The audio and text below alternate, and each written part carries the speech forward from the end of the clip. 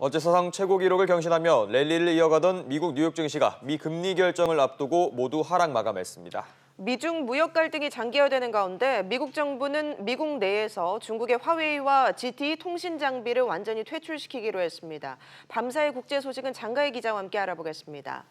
장 기자, 먼저 뉴욕 증시부터 볼까요? 네, 뉴욕 증시 3대 지수 모두 하락 마감했습니다. 다우 지수는 어제보다 0.07%, 나스닥은 0.59% 하락했고요.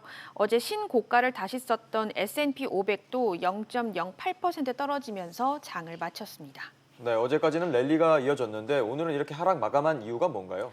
네, 미 연방준비제도의 금리 결정을 앞두고 관망세가 작용한 것으로 풀이됩니다.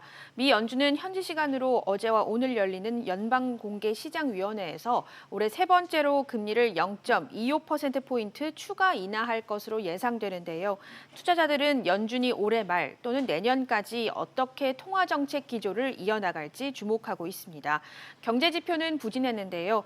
컨퍼런스 보드가 발표한 이번 달 소비자 신뢰지수가 125.9를 기록하면서 전월 수치에서 후퇴했습니다.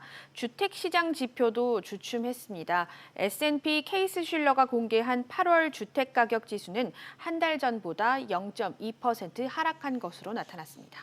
네, 그런가 하면 미국에서 중국산 통신 장비를 퇴출시키기로 했다고요? 네, 미국 연방통신위원회 FCC가 현지 시간으로 28일 성명서를 통해서 중국 화웨이와 GTE를 미국의 안보 위협으로 규정하는 안건을 다음 달 19일 표결에 붙일 예정이라고 말했습니다.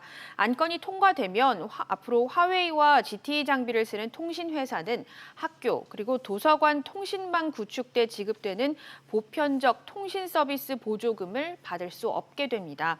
FCC는 중국산 통신 장비를 설치한 자국 통신업체에 전면 교체를 지시하고 10억 달러, 그러니까 우리 돈으로 약 1조 2천억 원 상당의 교체 비용은 세금으로 지원할 예정입니다.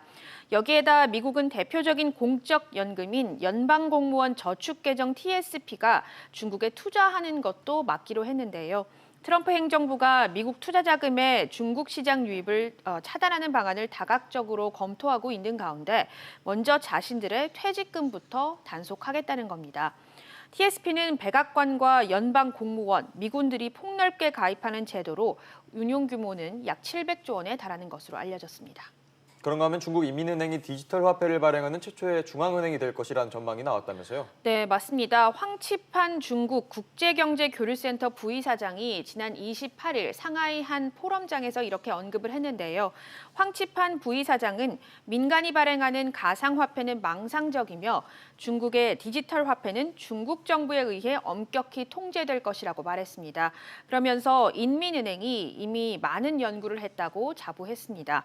중국 중앙은행인 인민은행이 발행을 추진하는 디지털 화폐는 블록체인 기술에 기반해서 새롭게 암호화된 전자화폐 시스템인데요. 지난 24일 시진핑 주석이 블록체인 플러스 전략을 발표한 데 이어서 인민은행이 주도하는 디지털 화폐가 또 나올 것으로 보이면서 중국이 세계 디지털 화폐 분야를 주도하겠다는 야심을 보이고 있습니다. 네, 이번엔 영국으로 가보겠습니다. 12월에 조기 총선을 한다고요? 네, 그렇습니다. 영국 하원은 존슨 총리의 총선안을 찬성 438표, 반대 20표로 가결시켰습니다. 이에 따라 조기 총선안은 상원으로 넘어갈 예정입니다. 앞서 보리스 존슨 총리는 자신의 브렉시트 합의안이 하원에서 제동이 걸리자 오는 12월 12일 총선을 치러서 민심의 심판을 받자고 제안한 바 있습니다. 존슨 총리는 이번 조기 총선을 통해서 안정적인 보수당의 의석을 확보한 뒤 하원에서 브렉시트 합의안을 통과시킬 계획입니다. 네, 알겠습니다. 장 기자의 얘기 잘 들었습니다.